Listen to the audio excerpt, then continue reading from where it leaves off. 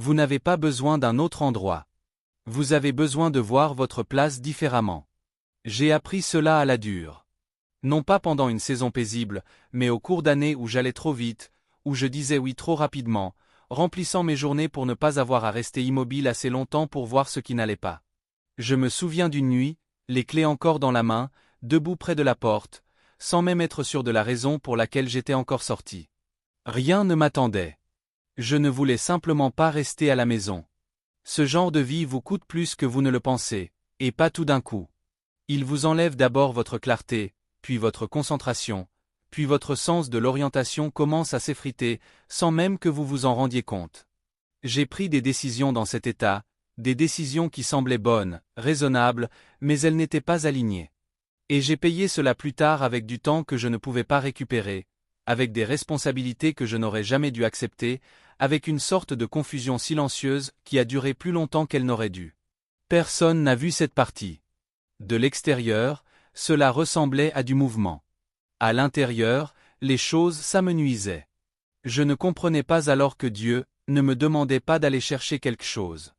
Il essayait de me faire rester assez longtemps pour s'occuper de ce qui était déjà là. Jésus a dit dans Matthieu chapitre 6 verset 6, « Quand tu pries, entre dans ta chambre et ferme la porte. Pas sors, pas regarde autour de toi, entre et ferme la porte. » J'ai évité cela pendant longtemps.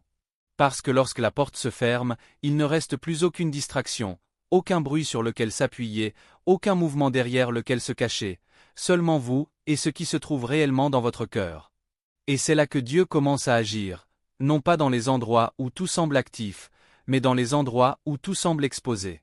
Je pensais autrefois que rester à la maison signifiait que je prenais du retard, que si rien ne se passait autour de moi, alors rien ne se passait du tout. J'avais tort. Une partie du travail le plus nécessaire que Dieu ait jamais accompli dans ma vie s'est produite dans des pièces où personne d'autre n'est entré. Pendant des jours qui ne semblaient pas importants, au cours de périodes qui paraissaient lentes et improductives. Mais c'est là que les choses ont changé. Pas bruyamment, pas rapidement, mais assez profondément pour que, lorsque j'ai finalement avancé à nouveau, je ne sois plus la même personne qui courait partout auparavant. Alors, je ne vous raconte pas quelque chose que j'ai lu. Je vous raconte quelque chose que j'ai dû apprendre après avoir perdu un temps que je ne pourrai jamais récupérer. L'endroit que vous essayez sans cesse de dépasser est peut-être l'endroit où Dieu attend de s'occuper de vous. Section 1. La maison est l'endroit où Dieu façonne ce que le monde ne peut pas voir. Dieu n'est pas pressé de vous placer devant les gens. Il travaille sur ce que vous êtes lorsque personne n'est là. Je pensais autrefois que le sentiment d'être prêt serait évident, comme un moment particulier, un signal clair, quelque chose qui confirmerait que j'étais préparé. Cela ne s'est pas passé ainsi. À la place, j'ai reçu de longues périodes de journées ordinaires qui ne semblaient mener nulle part. C'est là que le véritable travail se faisait. À la maison, il n'y a rien à jouer, personne à impressionner, aucune raison de maintenir une version de soi-même. Ce qui est là est réel, et Dieu travaille avec ce qui est réel, non avec ce qui est présenté. Vous découvrez rapidement ce qui a de la substance et ce qui n'en a pas. La manière dont vous pensez lorsque personne ne vous corrige, la manière dont vous utilisez votre temps lorsque personne ne vous demande rien, votre capacité à rester constant sans pression. Ces choses révèlent davantage que n'importe quel moment public. J'ai traversé des saisons où je paraissais stable devant les autres, mais à la maison ma discipline était faible, mon attention dispersée. Je pouvais parler avec clarté, mais je ne vivais pas avec cette même clarté. Cet écart ne reste pas caché éternellement. Il apparaît plus tard, sous la pression. C'est ainsi que l'effondrement se produit, non pas soudainement, mais parce que quelque chose n'a jamais été correctement construit dès le départ. Dans 1 Samuel chapitre 16, David n'a même pas été pris en considération lorsque Samuel est venu. Il était dehors à travailler, oublié dans le processus. Mais Dieu a dit au verset 7. L'Éternel regarde au cœur. Ce cœur ne s'est pas formé en un instant.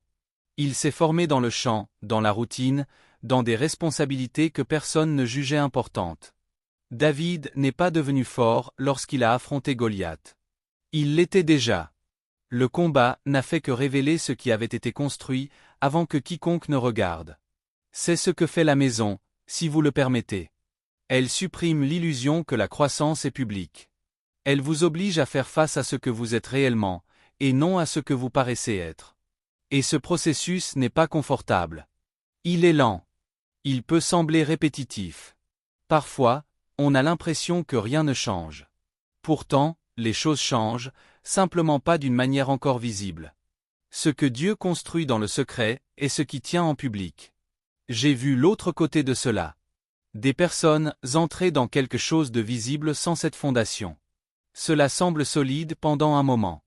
Puis la pression arrive, et ce qui n'a jamais été correctement formé commence à se fissurer. Dieu ne cherche pas à vous retarder. Il cherche à s'assurer que vous ne vous briserez pas sous le poids de ce que vous demandez. S'il vous garde dans un endroit qui semble petit, ce n'est pas parce que votre vie est petite. C'est parce que l'œuvre qu'il accomplit en ce moment ne peut pas être précipitée. Et la plus grande partie de cette œuvre se déroule là où personne ne regarde. Section 2. Vous ne passez pas à côté de quelque chose. Vous êtes mis à part. Je pensais autrefois que j'étais laissé derrière. D'autres personnes avançaient, construisaient, créaient des liens. Je le voyais, et j'avais l'impression de rester immobile en regardant le temps passer. Cela ne semblait pas spirituel. Cela ressemblait à une perte. Mais je mesurais la mauvaise chose. Dans 2 Corinthiens chapitre 6 verset 17, il est dit « Sortez du milieu d'eux et soyez séparés, dit le Seigneur. » Je ne comprenais pas cela au début. Je pensais que la séparation signifiait une distance sans but. Ce n'est pas le cas. Cela signifie que Dieu trace une ligne autour de votre vie pour une raison. Il existe des environnements qui vous façonnent discrètement. Vous ne vous en rendez pas compte lorsque vous y êtes, mais votre façon de penser change. Voss Standards Essay Assistant. Se racle la gorge. Une femme qui vit dans le drame vous entraînera dans un cycle que vous n'avez pas créé, mais dont vous finirez par vous sentir responsable. Je suis resté dans certains de ces espaces plus longtemps que je n'aurais dû. Des conversations qui me détournaient, des attentes qui me poussaient à faire de petits compromis, rien d'extrême, juste assez pour brouiller ce que je savais être juste. Cela m'a coûté ma clarté, et une fois que la clarté disparaît, les décisions deviennent plus lourdes. Vous remettez en question ce qui devrait être simple. Vous hésitez là où vous devriez être ferme. Il faut du temps pour retrouver cela. Dieu vous retirera de ces environnements non pour vous isoler, mais pour vous réinitialiser. Cela peut sembler inconfortable, plus calme que vous ne le souhaitez, plus lent que vous ne l'attendez. Vous commencez à penser que vous manquez quelque chose. Ce n'est pas le cas. Vous êtes préservé de ce qui interférerait avec ce que Dieu accomplit en vous. Le monde va vite, il se passe toujours quelque chose, il y a toujours quelque part où aller, mais la plupart du temps ce n'est que du bruit. Tout n'est pas mauvais, mais beaucoup de choses sont inutiles. Dieu ne rivalise pas avec cela. Il vous appelle à en sortir, et lorsqu'il le fait, cela ne semble pas toujours important. Cela paraît simplement différent, moins encombré, moins stimulant, mais c'est là que votre esprit s'éclaircit. C'est là que vos convictions reprennent leur place. C'est là que vous commencez à reconnaître ce qui compte vraiment. J'ai dû apprendre à cesser de remplir chaque espace de silence, à cesser de saisir quelque chose simplement parce que c'était disponible. Il m'a fallu du temps pour briser cette habitude. Mais une fois brisées, les choses sont devenues plus simples, non pas plus faciles, mais plus claires. Si Dieu a réduit ce qui vous entoure, ne vous précipitez pas pour le remplacer. Il y a une raison pour laquelle il l'a retiré. Section 3. Dieu parle souvent le plus clairement dans les lieux tranquilles. Dieu n'a jamais eu de difficulté à parler. Le problème a toujours été mon attention. Se racle la gorge, je pensais avoir besoin de quelque chose de plus clair, de plus fort, d'une direction impossible à ignorer. Mais le problème n'était pas que Dieu ne parlait pas, c'est que ma vie était trop remplie pour que je le remarque. Le bruit n'a pas besoin d'être fort pour interférer, il doit simplement être constant.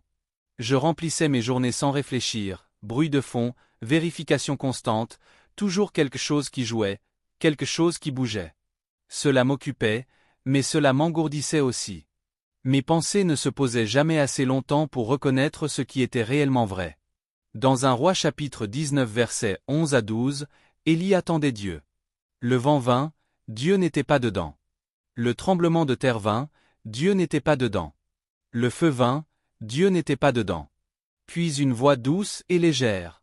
C'est là que Dieu a choisi de se faire entendre.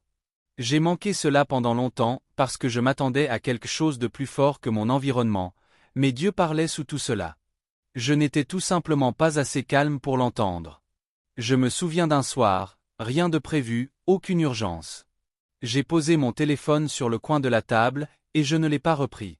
La pièce était silencieuse, aucun son, aucune distraction. Au début, cela semblait vide, puis quelque chose s'est apaisé. Une pensée est apparue, sans précipitation, sans effort, claire, directe. Ce n'était pas une information nouvelle, c'était quelque chose que je savais déjà mais que j'évitais. Et à ce moment-là, c'était évident. Voilà ce que fait le silence. Il met en lumière ce que le bruit garde caché. Rester chez soi vous donne cet espace, pas automatiquement, mais si vous cessez de le remplir, Dieu ne rivalise pas pour attirer votre attention. Il l'attend. Et si votre attention est toujours divisée, vous continuerez à demander une direction, tout en ignorant ce qui a déjà été dit. Vous n'avez pas besoin que Dieu parle plus fort. Vous avez besoin que votre vie soit plus silencieuse. Section 4. Rester chez soi brise l'addiction à la stimulation constante. Je ne réalisais pas à quel point j'étais devenu dépendant de la stimulation jusqu'à ce qu'elle soit retirée. Pas de grandes choses, de petites choses. Vérifier mon téléphone sans réfléchir, remplir le silence avec n'importe quoi, passer d'une chose à une autre pour ne pas avoir à rester dans l'immobilité. Cela semblait normal. Ce ne l'était pas. Cela me rendait impatient, agité, incapable de rester assez longtemps avec une pensée pour la comprendre. Et cela se répercute dans votre vie spirituelle. Vous commencez à traiter votre temps avec Dieu de la même manière, court, distrait, facilement interrompu. Le psaume 46 dit « Arrêtez, et sachez que je suis Dieu ». Ce commandement révèle quelque chose. Si vous ne pouvez pas rester immobile, alors vous ne connaissez pas Dieu comme vous le pensez. Non pas parce qu'il est distant, mais parce que vous êtes agité. L'immobilité n'est pas vide. C'est là que les choses deviennent claires. Mais vous devez rester assez longtemps pour que cela se produise. Au début, cela semble improductif. Vous êtes assis là, et votre esprit s'agite. Vous ressentez l'envie de saisir quelque chose, n'importe quoi, pour remplir l'espace. Cette envie révèle à quel point vous avez été entraîné à éviter le silence. J'ai dû traverser cela. Des moments où rien ne se passait à l'extérieur, mais où il y avait une résistance à l'intérieur. Je voulais bouger, vérifier quelque chose, rompre le silence. Mais je suis resté. Et lentement, cette pression a commencé à disparaître. Mes pensées sont devenues plus ordonnées. Mon attention a duré plus longtemps. L'écriture ne semblait plus précipitée. Elle s'installait. Si vous ne pouvez pas rester immobile, vous ne pouvez pas entendre clairement. Rester chez soi retire beaucoup de vos distractions habituelles. Cela vous montre sur quoi vous vous êtes appuyé sans vous en rendre compte et vous donne l'occasion de reconstruire votre attention. Vous n'avez pas besoin de plus d'informations. Vous avez besoin d'espace pour que ce qui est déjà là puisse devenir clair. Section 5. Votre maison peut devenir un lieu de force, pas d'évasion. Je considérais autrefois la maison comme un endroit où me déconnecter, pas comme un endroit où être fortifié.